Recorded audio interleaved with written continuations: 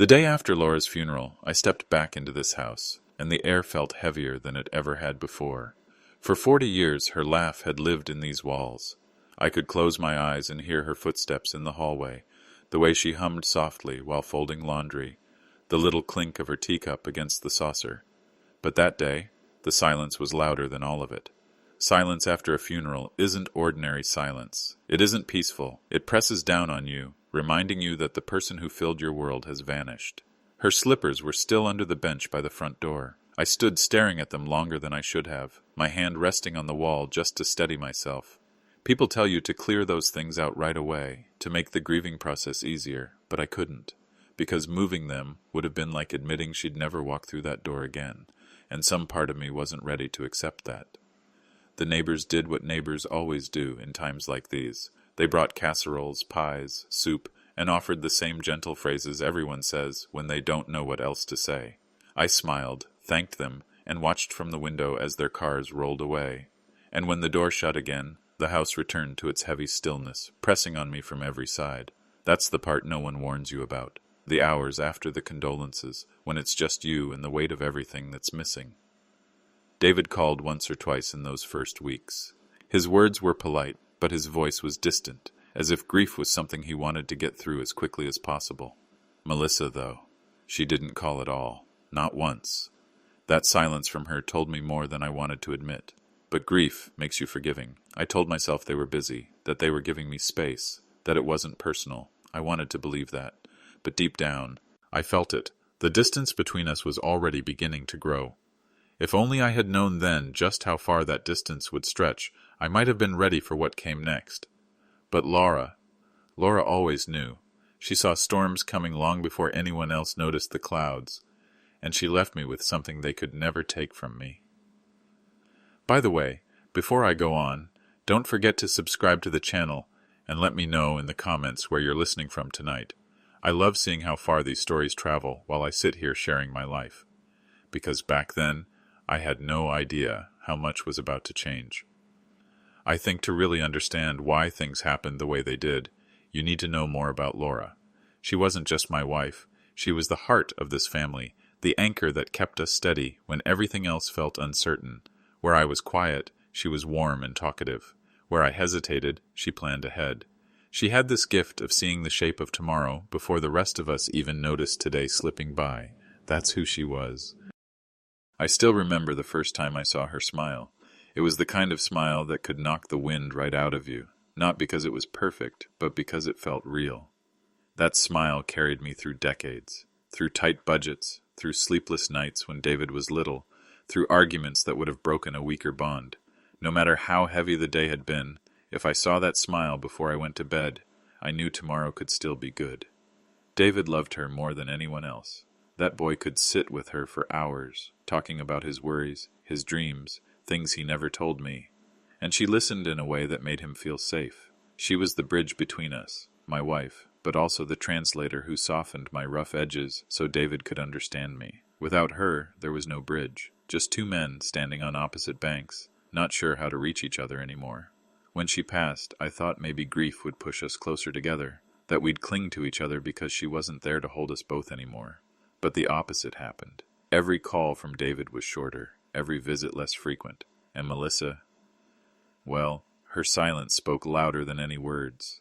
At first, I told myself not to overthink it. Maybe they were just letting me heal in my own way. Maybe they didn't know how to step into the space Laura had always filled. That's what I wanted to believe. But in the back of my mind, a small voice told me the truth. They weren't just keeping their distance out of respect. No, they were waiting for something, waiting for me to be weak enough, tired enough, alone enough for them to step in. And if I'd seen it then, I would have been ready, but I didn't. Not yet. The days started to run together after that. I'd wake up in the morning, and for a few seconds, I'd forget she was gone. I'd reach across the bed, half expecting to feel her there, and when my hate and touched nothing but cool sheets, it all came rushing back again. I filled the hours with little routines, making coffee I never finished, walking slowly around the garden she had loved so much, sitting in her chair just to feel closer to her. But no matter what I did, the silence found me again. It always did. David would send the occasional text, just a short line, "How are you, Dad?" or "Hope you're okay." Words that looked like concern but felt like obligation. He meant well, I suppose, but you can't hug a message on a screen. You can't look it in the eyes and know it means something. And Melissa, well, her silence was complete. Not a call, not a knock, nothing. That cut deeper than I admitted at the time. I kept telling myself excuses, that maybe she didn't know what to say, that maybe she thought giving me space was the kindest thing. But deep down, I knew better. A man can hear when he's being shut out, and that house, my home, was beginning to feel like a place waiting for someone else to claim it. One evening, I was sitting at the kitchen table with the lights dimmed, staring at the patterns the shadows made on the floor. My hand rested on Laura's old teacup, the one I still hadn't had the heart to put away. That's when it came, 3 sharp knocks at the door. For just a moment, my heart lifted. Some foolish part of me thought it might be David, dropping by just to sit with me, or maybe even Laura's sister checking in unannounced. I wanted it to be that. I wanted it so badly that I nearly smiled as I pushed myself up from the chair. But when I opened the door, there they were. David stood a little behind, his hands shoved in his pockets, shoulders tense, and in front of him, Melissa. She smiled at me as though she'd just stepped into her own house. Sweet on the surface, but sharp underneath. The kind of smile that doesn't comfort, it measures. "Dad," David said, his voice a little too bright. "We thought we'd stop by and see how you're doing." And that's when I knew this wasn't going to be an ordinary visit. I stepped aside and let them in, though something inside me whispered I shouldn't. Melissa was the first to cross the threshold. Her heels clicked against the wood floor, sharp and deliberate, echoing in a house that had grown used to silence. Her eyes wandered around the living room, skimming across the framed photos on the wall, the furniture Laura and I had chosen together, the knickknacks that carried decades of memory. But she didn't pause at any of them. It wasn't nostalgia in her gaze. It was calculation, as though she was taking inventory of a space that wasn't hers. David followed a few steps behind, shoulders slightly hunched, his hands buried in his pockets like he wanted to disappear into them. He gave me a half smile, the kind that's more apology than greeting. I offered to make them coffee, but Melissa shook her head gently. "Oh, that's not necessary," she said, her voice smooth, almost sweet. "We just wanted to see how you were holding up." I sat down at the kitchen table, in the chair that had always been Laura's. I guess I'd grown used to sitting there since she passed, like being in her place somehow kept her closer. They joined me, David keeping quiet while Melissa filled the silence with small talk. She asked if I'd been eating, if I'd thought about joining any social groups, if I'd considered maybe staying with friends for a while. On the surface, it sounded caring. But underneath, I felt it. Every question carried a suggestion, a push, like she was leading me somewhere I hadn't agreed to go.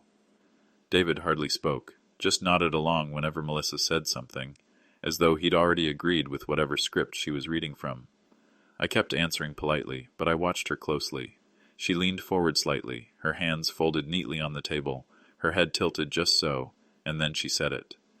"This house," she began softly, her voice dripping with concern, "must feel so big now, so empty. It has to be overwhelming for you, living here alone." Her words floated across the table, but the meaning landed heavy. I didn't answer right away. I just let them sit there in the silence, filling the room like a shadow. And in that moment, I knew. This wasn't just a visit. This was the beginning of something else, something Laura had warned me about in her own quiet way. Melissa's words hung in the air like smoke, curling around the kitchen until it was all I could smell. She gave me that soft smile again, the kind that looked gentle but felt rehearsed. David shifted in his chair, clearing his throat as though he wanted to say something but thought better of it. Then, with the same delicate grace she carried herself with, Melissa reached into her bag and pulled out a neat stack of papers. She slid them across the table, her manicured nails tapping lightly against the top page. "We've been thinking," she said slowly, as if each word was chosen with care, "that it might be best for you to sell the house. You know, to make things easier on yourself." The words hit me harder than I expected. Sell the house? This wasn't just brick and wood. This was the home Laura and I built from the ground up. Every corner had her fingerprints on it. Every room carried her laughter. And here was Melissa, sitting in Laura's chair, suggesting I hand it over like it was just another piece of property. I didn't touch the papers. I let them sit there between us, an uninvited guest at my table. David glanced at me quickly, then away, his jaw tightening as if he couldn't quite meet my eyes. He hadn't brought those papers. This was Melissa's doing, and he was just going along with it. "Think of how much simpler life would be," she went on, her voice honeyed but firm. "No more upkeep, no more stress. You could move into a smaller place, something cozy. We'd help you every step of the way." I listened quietly, my fingers brushing the edge of Laura's teacup.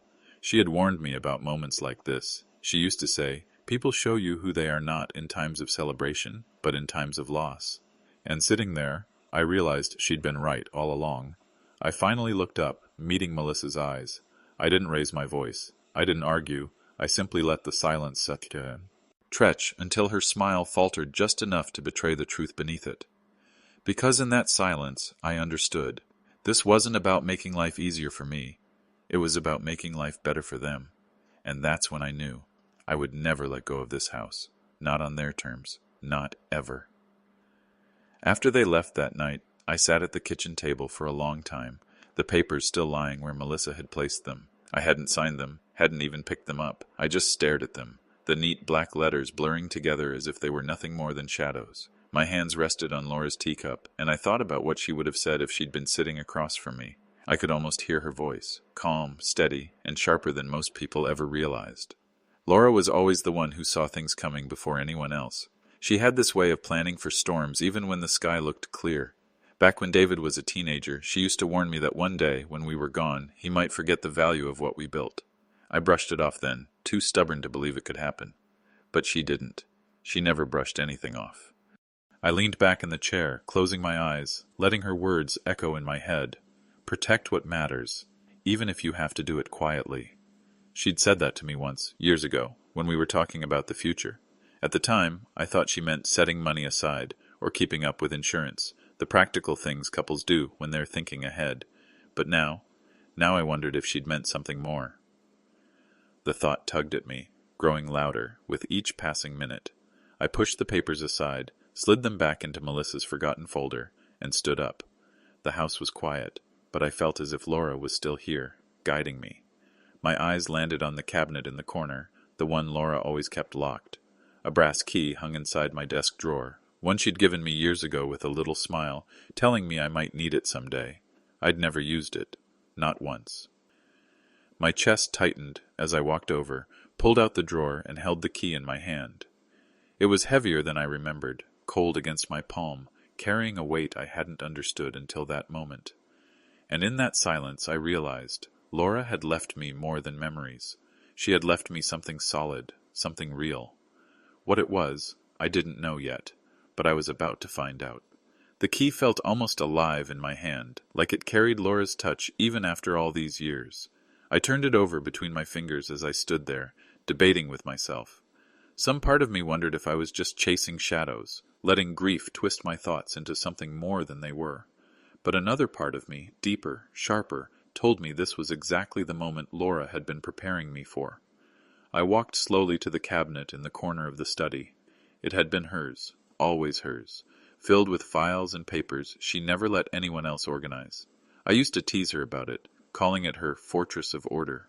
She'd laugh and to tell me some things were better left in careful hands. Now, standing in front of it with the key trembling slightly in my grip, I finally understood she hadn't just been keeping papers there. She had been keeping something safe. The lock resisted at first, stiff from years of not being used, but with a firm twist, it gave way. The cabinet door creaked open, revealing a small metal box tucked neatly inside, plain and unmarked, but heavy with meaning. My breath caught in my throat as I lifted it out and placed it on the desk. The brass key slid into its lock perfectly, like it had been waiting all this time for me to finally decide I was ready. The lid opened with a reluctant groan. Inside were neatly stacked envelopes, each marked in Laura's careful handwriting. My fingers shook as I pulled the first one free. On the outside, in her script, were 3 simple words, "For when it matters." I sank into the chair, the weight of the moment pressing down harder than any silence ever had. I slid the letter from the envelope, unfolded it slowly, and began to read. Her voice seemed to echo through every line. She spoke of love, of trust, of the life we built together. And then she spoke of protection, how she had set things in place to ensure that what we worked for could never be taken by greed, not even by those closest to us. I stopped breathing for a moment as her words sank in. She hadn't just left me memories. She had left me the ground beneath their feet. And I realized then, I held the one thing David and Melissa could never touch. My hands shook as I unfolded the rest of Laura's letter, the paper soft from her touch but firm in its words. She had written as though she knew I would be sitting in this very moment, long after she was gone, searching for her guidance. "If you're reading this," she began, "it means life has tested you in the way I always feared it might. You've always been strong, even when you doubted yourself. But strength alone isn't enough when others see weakness in your grief. That's why I made sure you'd never stand unprotected." I had to stop for a moment, pressing the page to my chest, letting her voice echo in my mind. It was like she was sitting across the table again, speaking in that calm, steady tone that always seemed to hold answers before I even asked the questions. The letter went on, explaining how she had worked with a lawyer years ago, quietly, carefully, to secure not only the deed to the house, but other properties she had inherited from her side of the family. She hadn't wanted David or Melissa to know right away. She wanted those papers to stay hidden until the time came when they would be needed. And that time, it seemed, was now. I set the letter down and reached deeper into the box. Beneath the envelopes were neatly bound folders, official documents, stamped and notarized, each one carrying her name alongside mine, property deeds, trust arrangements, legal safeguards I hadn't even known existed. She had left me with control not just of the house, but of land and savings they didn't even suspect. The realization struck me like thunder. Melissa's polite smiles, her veiled suggestions, the way she slid those papers across my table, they were nothing compared to the shield Laura had built in silence. She had seen this storm long before it arrived, and she had prepared me to weather it. I leaned back in the chair, the letter trembling in my hand. Tears blurred my eyes, but behind them something else began to stir. It wasn't just grief anymore. It was resolve. Laura had left me the one thing they could never touch, protection wrapped in her foresight, strength woven into every line of her careful planning. And I knew from that moment on, I wasn't just surviving without her. I was carrying out her will. The next morning, I woke with Laura's letter still beside me on the nightstand. I must have fallen asleep clutching it because the pages were slightly wrinkled where my hand had pressed against them through the night. I read it again before I even got out of bed, just to be certain I hadn't dreamed it. Her words were as steady as ever, reminding me she was still guiding me, even from beyond. But one thing I knew for sure, if Laura had gone to such lengths to set this in place, I needed to see it with my own eyes. Papers in a box were one thing, but confirmation from the county records would make it real. So I dressed carefully, slipped the deeds and trust documents into a folder, and drove into town. The county building hadn't changed in years. Faded brick, creaky doors, the faint smell of dust and ink lingering in the air. I walked up to the counter and explained what I had. The clerk, a young man who looked like he'd rather be anywhere else, took the folder from me and started flipping through the pages. It didn't take long before his indifferent expression shifted. He adjusted his glasses, looked at me with a little more respect, and said, "These are all valid, sir. Updated, notarized, and filed properly. You and your wife were thorough." He stamped a few pages for verification and slid the folder back to me with a nod. "Everything here is ironclad. No one can challenge it without your approval." The weight that lifted off my chest in that moment was indescribable. I walked out of that building taller than I'd walked in, not because I had gained anything new, but because Laura had already given it to me years before. And now I knew, no matter what Melissa thought, no matter how much she smiled her calculated smile, the foundation she believed she could snatch from under me was mine, ours, Laura's and mine. I sat in my car for a while before starting the engine, staring at the folder on the passenger seat. My hand rested on it like it was a shield, and in a way, it was. For the first time since the funeral, I didn't feel entirely alone, because I wasn't just grieving anymore, I was preparing. When I got back home, I placed the folder carefully in Laura's cabinet and locked it again with the brass key. Just hearing the lock click gave me a strange kind of comfort, like the house itself was breathing easier. I didn't rush to tell David or Melissa what I'd learned. No, that wasn't the right move. Laura had taught me patience, and patience was the only weapon I needed for now. So I waited. David's calls stayed short, and Melissa's silence stayed steady. Weeks stretched on, and their visits became less about comfort and more about business, though they tried to disguise it with polite smiles and surface-level concern. Melissa always managed to bring the conversation back around to the house. Wouldn't it be easier in a smaller place? Have you thought about retirement communities? Each suggestion dipped in honey, but I could taste the bitterness behind it. I nodded, I smiled, I let her believe I was listening, but inside, I knew the truth. The house wasn't hers to take, and she didn't even realize how far Laura's protection reached. That knowledge gave me strength, and with every visit, I found it easier to play along. David rarely spoke during those conversations. He'd shift in his chair, avoid my eyes, and let Melissa do the talking. Sometimes I wondered if he even understood the depth of what she was pushing for, or if he was just too weary or too afraid to stand against her. Either way, his silence said more than his words ever could. At night, when the house was quiet again, I'd sit with Laura's letter and let her words guide me. She'd told me to protect what mattered, and I realized now that protection didn't always mean fighting back right away. Sometimes it meant waiting, letting the storm rage until the time was right to reveal you were never unprepared. And so I waited. I watched as Melissa grew bolder, as David grew more withdrawn, and as the cracks in their intentions widened with each passing day. They thought I was growing weaker, but with every silence I held, with every secret I kept locked away, I was growing stronger. They just didn't know it yet. As autumn crept in, the leaves turning gold and red outside my window, the air in the house grew heavier with something more than grief. I could feel it in the way Melissa's voice lingered a little too sweet on the phone when she finally called, and in the way David's messages grew shorter, as though he didn't quite know how to balance himself between us anymore. Then one evening, an invitation arrived. Not handwritten, not personal, just a printed card with David and Melissa's names at the bottom. "Join us for Thanksgiving dinner," it read, in neat, cheerful letters. I stared at it for a long while, running my finger over the glossy print. I couldn't help but notice there was no warmth in it. "No, we'd love to have you, Dad. Just a formality, like I was another guest to fill a chair at their table." For a moment, I thought about ignoring it, letting the holiday pass in silence the way so many days had since Laura left. But then I remembered her letter, her careful planning, her steady hand guiding me even now, and I realized this was the moment she had prepared me for, not to argue, not to fight, but to show them clearly and calmly that I wasn't the weak old man they thought they could shuffle out of his own home. So I slipped Laura's documents into a plain folder, tucking it neatly inside my coat pocket. The papers felt heavy against my chest, but not like a burden, more like armor, proof that Laura's foresight lived on, proof that they couldn't touch what she had left behind. In the days leading up to Thanksgiving, I stayed quiet.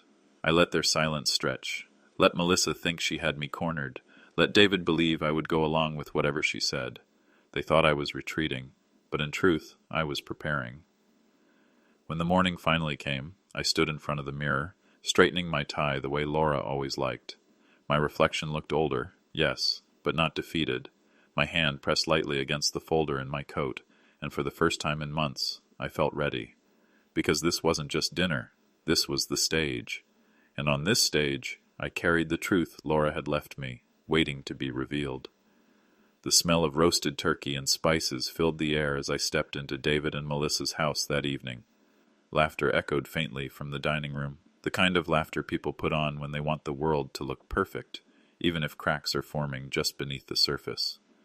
Melissa swept into the hallway to greet me, her smile polished and bright. "So glad you could make it," she said, as though I were a distant relative, not her husband's father. David followed her a moment later, his greeting softer, more awkward. He patted my shoulder and quickly looked away, like he couldn't decide which side he belonged on.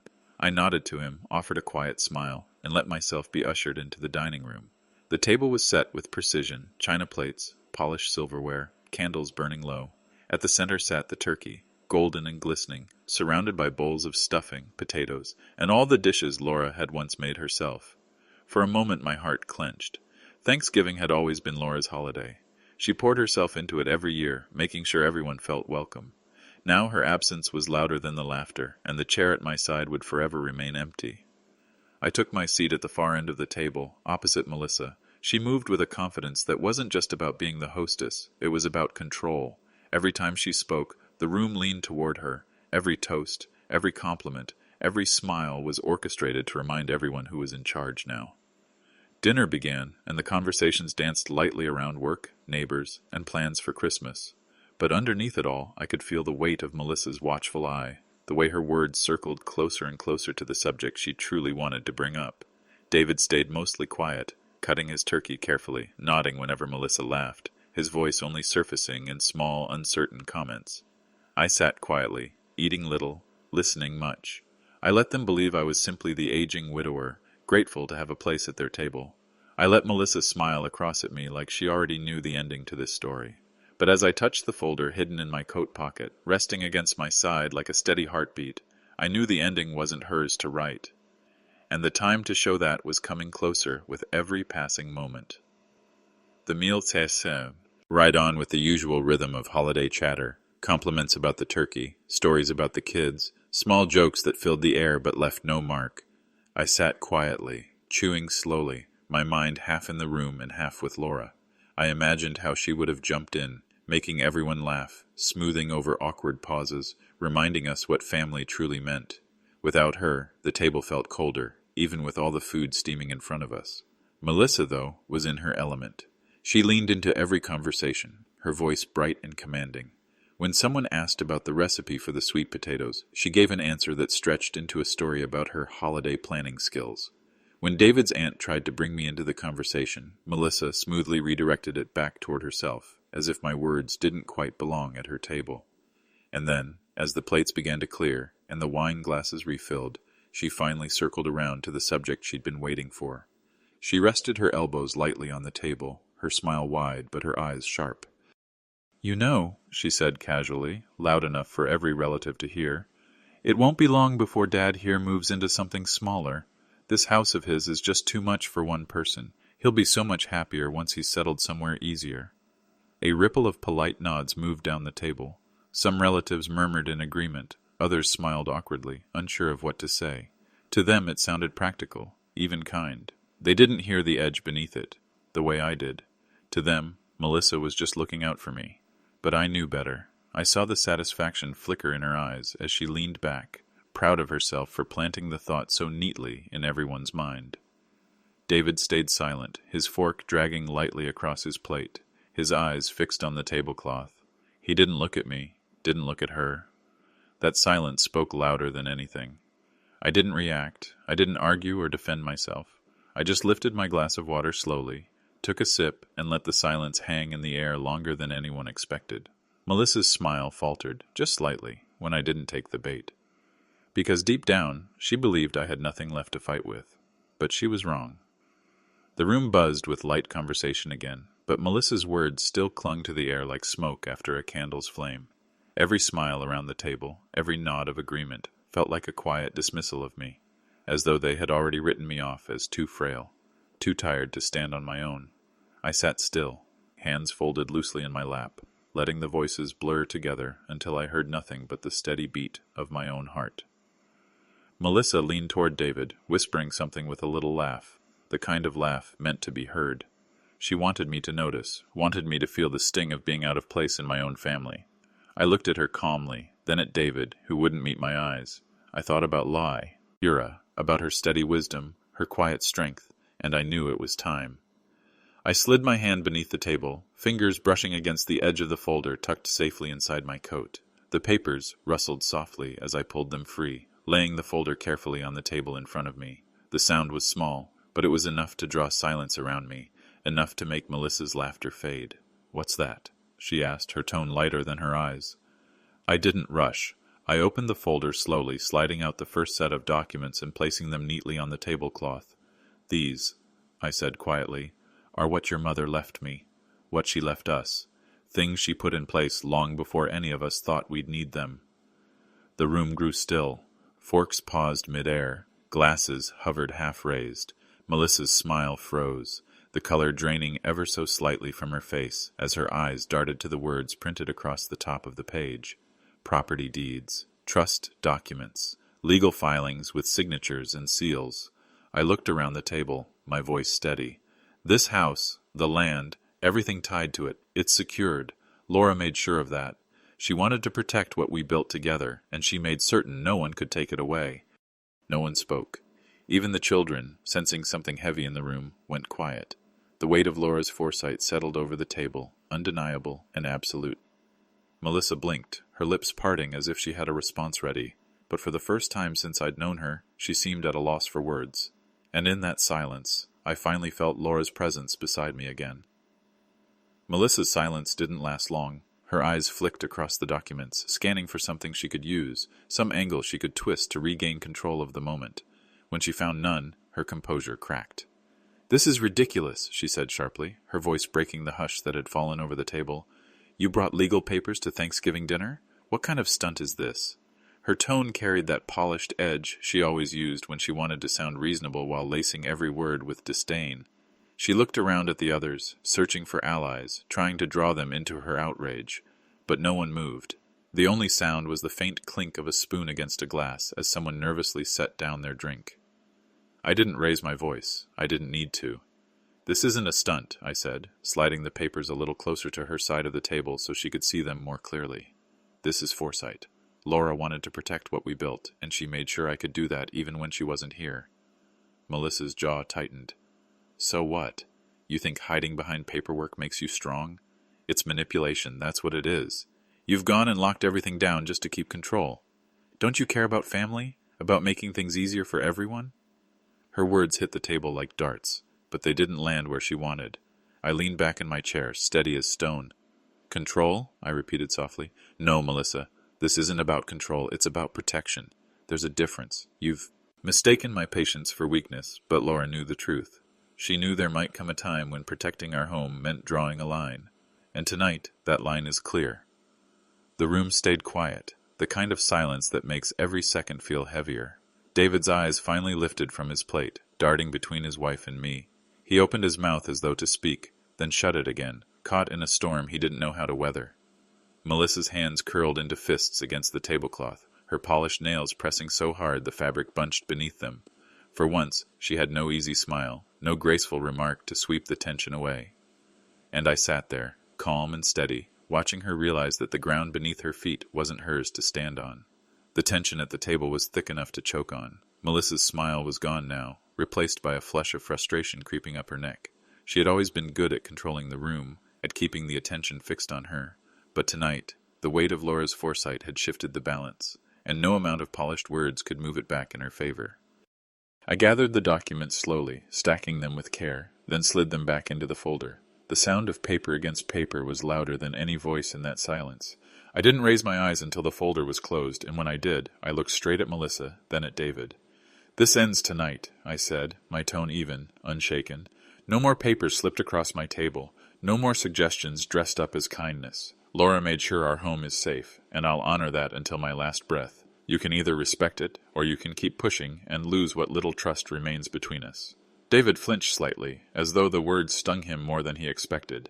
His eyes dropped again, and he rubbed the back of his neck, caught between loyalty to his wife and the truth he couldn't deny. Melissa gave a short, bitter laugh, shaking her head. "You think you can just lay down an ultimatum and we'll fall in line?" she snapped. "You're an old man clinging to the past. That house will bury you before long, and then what? You think a stack of legal documents will keep it safe forever?" I leaned forward, resting my hands on the table, my voice low but firm. "It doesn't have to keep it safe forever. It only has to keep it safe long enough. Long enough for me to make sure Laura's wishes are honored, long enough for me to show you that this family's foundation was built on love and sacrifice, not greed and entitlement." The room was silent again. The relatives who had once nodded along to Melissa's comments now avoided her eyes. They didn't say a word, but their silence spoke volumes. Melissa's face tightened, her composure slipping like sand through her fingers. David looked up at me at last, his lips parting as though he wanted to speak, but the words wouldn't come. And that was when I realized the truth. The ultimatum wasn't just for them, it was for me too. For a long wait. Finally, no one moved. The only sound was the faint ticking of the clock on the wall, each second dragging out like it was measuring the weight of the silence. Melissa sat stiff, her lips pressed into a thin line, fury burning in her eyes. But it wasn't her anger that caught me. It was David. He had always been quieter, slower to speak than his wife, but tonight the quiet wasn't just reluctance, it was conflict. His shoulders hunched forward, his fork lay abandoned beside his plate, and his hands rubbed together nervously under the table. Finally, he drew in a shaky breath and lifted his gaze toward me. "Dad." His voice cracked slightly, the single word cutting through the silence more than Melissa's sharp tones ever could. He hesitated, glanced at her, then back at me. I knew. About some of it, at least. Mom, she told me once, years ago, that she had things arranged. I didn't know the details, not like this, but I knew she was protecting you, protecting the house. Melissa's head whipped toward him, her eyes wide with shock. David, she hissed, her voice trembling with anger. What are you saying? He didn't answer her right away. His gaze stayed on me, his expression raw, caught between guilt and relief. I should have said something. I should have stood up when Melissa started pushing, but I didn't. I thought maybe it would be easier just to go along with her. I told myself you were strong enough to handle it, that it wasn't my fight. But that was a lie. It was cowardice. The words hung heavy in the room, heavier than anything else that had been spoken all night. Melissa sat frozen, blindsided, her control slipping further with each syllable David let out. I studied him for a moment, my chest tight with something I hadn't expected to feel, something between pain and pride. Pain that he hadn't defended me sooner, pride that, at least now, he was trying. You were her son, I said quietly, my voice low but steady. She trusted you with more than she ever said out loud, and she was right, you knew. You just didn't want to believe you'd need to act on it. David swallowed hard, his eyes glistening. I'm sorry, Dad. I really am. And for the first time all evening, Melissa had no words at all. David's words lingered in the air, fragile but sharp, like glass that could shatter with the wrong touch. For the first time that night, Melissa didn't rush to fill the silence. She stared at him, stunned, betrayed by the fact that her husband had spoken a truth she hadn't been prepared to hear. I leaned back slowly, my eyes steady on David. He looked smaller than I'd ever seen him, not because of his age, but because of the weight he carried. Years of silence, years of letting someone else's voice replace his own. Your mother trusted you, I said gently, the words pulling themselves out of me with more sadness than anger. And she trusted me. She knew storms would come, David. She always knew. That's why she left me this shield, not to divide us, not to start a fight, but to remain it. And us, what's worth protecting? David swallowed hard, his eyes dropping again, though not out of defiance this time, out of shame. He gave a small nod, as though he finally understood. Melissa shifted in her chair, her jaw tight, but she stayed quiet, the documents still spread across the table like a mirror, reflecting everything she didn't want to see. The room felt heavier than ever, but in that heaviness, there was a strange clarity. For the first time since Laura's funeral, I felt like the truth had cut through the fog that had been choking us all. And before I go further, let me pause here to say this. If you've been listening to my story this far, don't forget to subscribe to the channel, and in the comments, tell me where you're tuning in from tonight. It's something Laura would have loved. Knowing her story, our story, could reach so many corners of the world. Because this isn't just about me or David or Melissa. It's about every family that's ever been pulled apart by silence, by greed, by the cracks that appear when someone strong is suddenly gone. I looked back at David, steadying my voice. You have a choice now. You can keep standing behind silence, or you can stand with me, with her memory. And for the first time, I saw the flicker of a decision in his eyes. The flicker in David's eyes didn't go unnoticed. Melissa saw it too, and the change unsettled her. She sat up straighter, her shoulders stiff, her voice sharper now, stripped of its earlier sweetness. So this is what you're doing, she said, her tone low but cutting. You've turned him against me. You've been sitting here all night, weaving this little story, painting me as some kind of villain, when all I've ever done is try to help, to make sure you weren't drowning in responsibilities you can't handle anymore. Her words spilled fast, desperate to reclaim the ground she felt slipping away. She turned toward David, her eyes flashing. And you're really going to take his side?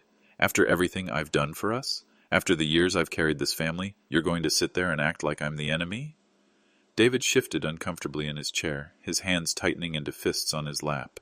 He didn't speak, but he didn't defend her either. That silence was louder than any argument.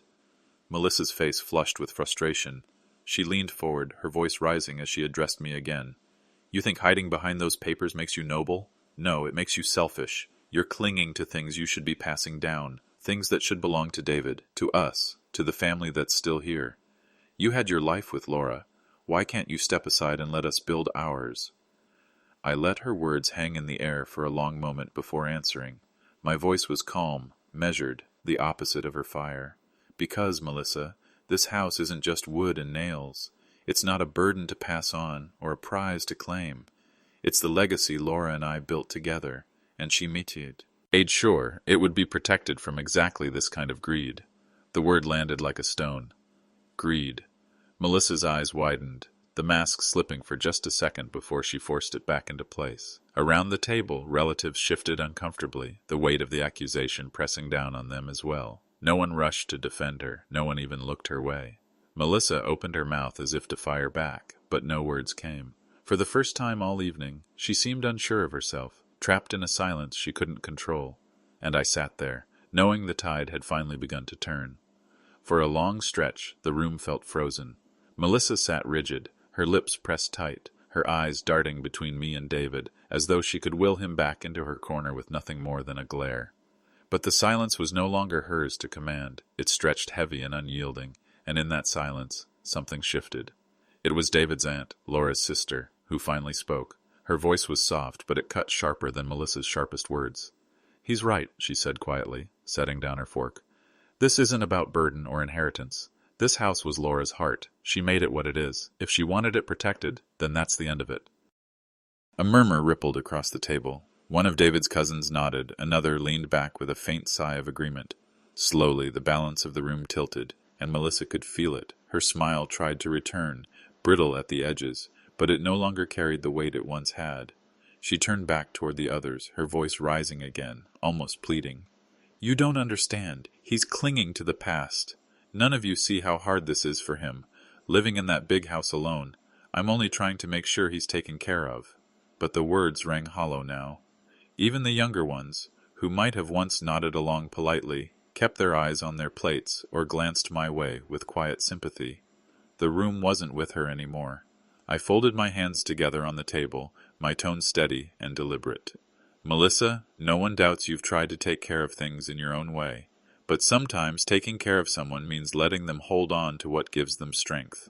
Laura knew that. She trusted me with it, and I intend to honor her trust." Melissa's jaw tightened, but she didn't interrupt. She couldn't, not with the weight of the room pressing back against her now. David shifted again, his eyes finally meeting mine, not with shame this time, but with something closer to understanding. For the first time all evening, I didn't feel outnumbered. I didn't feel like an old man cornered at his own family's table. I felt Laura's presence in the voices around me, standing where she always had, by my side. The room felt different now. Melissa could sense it too, the subtle shift in the air, the way eyes no longer followed her but lingered instead on me, on the paper still resting at the center of the table, on the legacy Laura had left behind. For once, she wasn't the axis of the conversation. She was standing outside of it, and she knew it.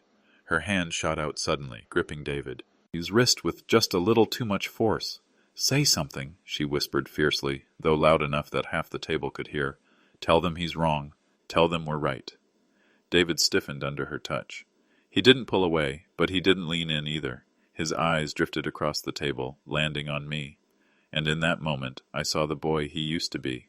The boy who ran through the halls of our house laughing, who watched his mother cook every Thanksgiving with a smile, who once said he wanted to grow up to be like me. Somewhere along the way, that boy had disappeared under the weight of silence. But I saw a flicker of him now. "David," I said softly, the room so quiet my voice seemed to carry to every corner. "This is your choice. No one else's. Not Melissa's, not mine. Your mother trusted you once, more than you realize. What you decide tonight will tell me whether she was right to." Melissa's grip on his wrist tightened. "Don't listen to him," she snapped, panic breaking through her practiced tone. "He's manipulating you." But David finally pulled his hand free. His face was pale, his voice low but steady. "No, Melissa, he's not." The words cut through the tension like a blade. Melissa froze, staring at him as though she didn't recognize the man beside her. David turned to me fully, his eyes clearer than I had seen them in years. "Dad, I should have spoken up sooner. I should have defended you, defended what Mom left us. But I won't stay quiet anymore. Not about this." Around the table, the shift solidified. Laura's sister gave a faint, approving nod. Others leaned in closer, listening, waiting. Melissa sat back, her face hardening, but the fight in her eyes dimmed. For the first time, she realized David wasn't standing behind her anymore. And in that moment, I knew the choice had been made.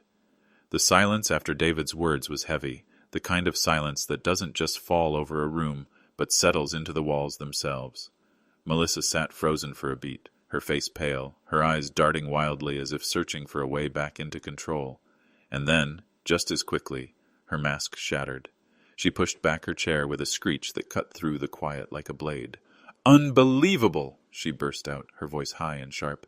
"After everything I've done for this family, after everything I've sacrificed, you sit here and turn on me? You all sit here like I'm the villain, while he—" She jabbed a finger in my direction. "Sits there playing the poor wounded father, clutching his papers like they're some holy scripture." Her words poured fast, tumbling over each other, thick with anger and resentment. She wasn't measured anymore, not careful, not smiling. The bitterness that had lingered under her politeness all along came boiling to the surface for everyone to see. "You think this house makes you powerful?" she spat, her eyes burning into mine. "It's just a building, and when you're gone, it'll rot just like the rest of us. But instead of letting it become something useful for your family, you'd rather cling to it until it crumbles. That's not strength, it's selfishness." Gasps rippled around the table. David's aunt stiffened in her chair. One of the cousins whispered something under their breath, and the others shook their heads slowly. No one spoke in her defense. Not anymore. I didn't move. I let her words wash over me, steady as stone. Because the truth was, Melissa wasn't just talking to me. She was exposing herself to everyone else. Every ounce of control she thought she had slipped through her fingers with each bitter syllable. David finally stood, his chair scraping against the floor. His face was pale but resolute, his jaw clenched as he looked at her. "That's enough, Melissa," he said, his voice firm in a way I hadn't heard from him in years. She froze, staring at him as though the ground had given way beneath her. And in that stunned silence, she realized she wasn't just losing control of the room. She was losing David, too. And for the first time that night, Melissa had nothing left to say. The room seemed to exhale after David's words. Melissa stood frozen, her lips parted but silent, her body rigid as though the weight of what had just happened pinned her in place. Around the table, no one dared to speak. No one needed to. The truth of what had unraveled that night lay bare for everyone to see. I folded my hands on the table, letting the silence linger a little longer before I spoke. My voice came out calm, steady, not raised in anger, but anchored in something stronger. This house, it isn't just walls and a roof. It isn't a burden to pass along like some trinket. It's where Laura built her life, where she poured her love into every room, every holiday, every memory. She knew it would outlast her, and she wanted it to hold us together, not tear us apart. I looked around the table, meeting each pair of eyes one by one, some filled with shame for having nodded along earlier, others softened, warmed, as if they too could feel Laura's presence in the room. "She made sure it would be protected," I went on, "not for power, not for pride, but because love deserves to be safeguarded, and I intend to do exactly that." Melissa finally sank back into her chair, her eyes narrowing, her breath uneven. She no longer spoke. She didn't have to. Everyone at the table had already seen what she had hidden behind her polished smiles. David remained standing, his gaze shifting from her to me. His voice was quiet but clear. "Mom would have wanted it this way," he said. "Not arguments, not greed, just respect." He looked down at his hands, then back up, his expression heavy with regret. I should have remembered that sooner. A faint murmur of agreement rippled around the table, soft voices of support, of recognition, of memory. The tide had turned fully, not with shouting, not with fury, but with truth. I leaned back slowly, feeling a weight lift from my chest for the first time since Laura's funeral. I glanced at the empty chair beside me, the one that would always belong to her, and for a moment I imagined her sitting there, her hand resting lightly over mine, her smile steady and proud. And in that moment, I knew I hadn't just defended a house. I had honored her.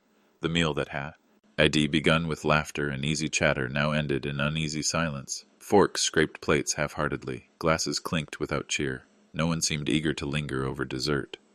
Melissa sat stiffly in her chair, her hands folded so tightly in her lap her knuckles had turned white. The fire in her eyes had dimmed, replaced by something colder, a quiet calculation, the kind that comes only when pride has been bruised in front of an audience. David stayed on his feet a moment longer before lowering himself back into his chair. His eyes didn't meet hers. For once, the weight of the evening pressed on her shoulders, not his. He reached for his glass, took a slow drink, and when he set it down, He let the silence remain between them. That, more than anything, told me the shift was real. Relatives murmured their thanks as Melissa half-heartedly offered pie, but few accepted. They excused themselves early, slipping out into the cold night with polite nods and glances in my direction that carried something closer to respect than pity. Laura's sister touched my shoulder lightly as she left, her eyes warm with quiet approval. No words were needed. I sat still as the table slowly emptied, the clatter of departing footsteps echoing in the hallway. I looked at the empty chair beside me, the one that had belonged to Laura, and I could almost see her there, steady and calm, watching all of this unfold with that quiet strength she'd always had. She had given me the tools, the shield, the wisdom. Tonight, I had finally used them. Melissa rose without a word once the last guest had gone, gathering plates with a clipped efficiency, her back stiff. David tried to help, but she brushed him off with a look sharp enough to cut. He hesitated, then let her work alone, his eyes downcast, his hands empty. I didn't move to interfere. Some battles weren't mine to fight. Instead, I sat there a little longer, letting the weight of the night settle into memory. This wasn't victory the way most people imagine it. No shouting, no triumphant cheers. It was quieter, steadier.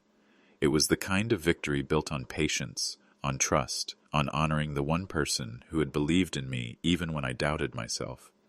And as the last dish clinked into the sink, I finally stood, my heart lighter than it had been in months. When I stepped out into the night, the air was cold, sharp enough to sting my lungs. The stars were faint above the neighborhood rooftops, and the crunch of leaves under my shoes was the only sound that followed me to my car. I carried the folder close to my chest as I slid into the driver's seat, the papers rustling softly like a reminder of the woman who had made all of this possible. I sat there for a long moment, staring at the house in my rearview mirror. Inside, Melissa would be simmering in her silence, her pride cracked wide open for everyone to see. David would sit in the living room, caught between the life he'd built with her and the truth he'd finally allowed himself to speak. Their battle wasn't mine to finish. I had fought mine tonight, and I had done it without raising my voice, without shouting or slamming my fist against the table. I had done it the way Laura would have wanted, calm, steady, patient. And in doing so, I'd proven something to myself that I hadn't even realized I needed to prove. I wasn't weak without her. I wasn't a relic to be pushed aside, or a burden to be managed. I was still here, and I was stronger than they ever expected me to be. As I started the car, I thought about the empty chair beside me at dinner, the space Laura had once filled with laughter and warmth. I would never stop missing her. But tonight, for the first time, I felt like she was still with me, not just in memory, but in the foresight she had left behind. She had given me more than property deeds and trust papers. She had given me the strength to face betrayal, the wisdom to wait, and the courage to stand when it mattered most. And if you've stayed with me through this story, I ask you to do one thing. Subscribe to the channel so you don't miss the next one, and tell me in the comments where you're listening from.